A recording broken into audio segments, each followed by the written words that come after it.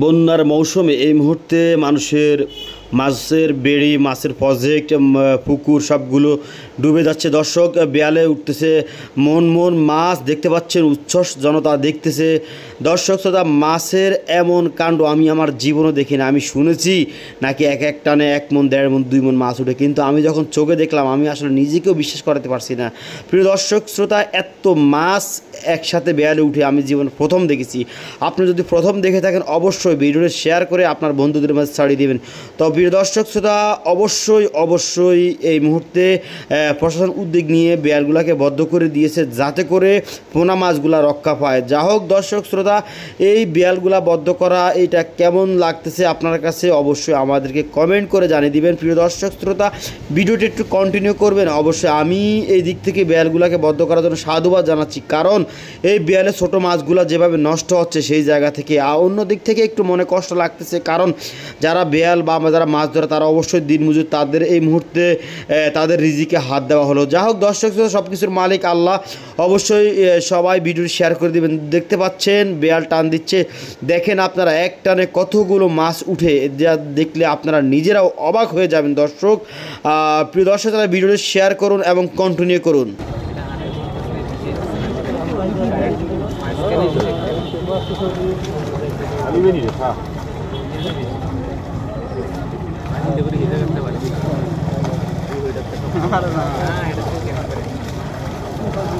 খাবার দিতে পারে, খাবার দিলে খাবার দিলে খাবার দিলে মাথা খারাপ না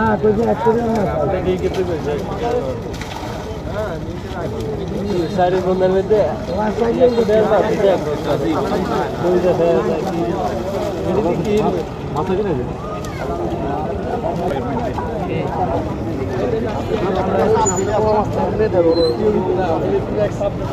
নেটে কাজ করে নাকি?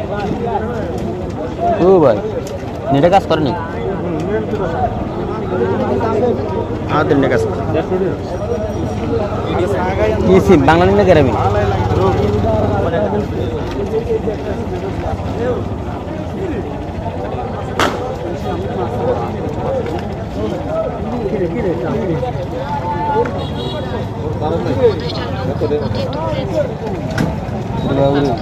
एक घंटा तक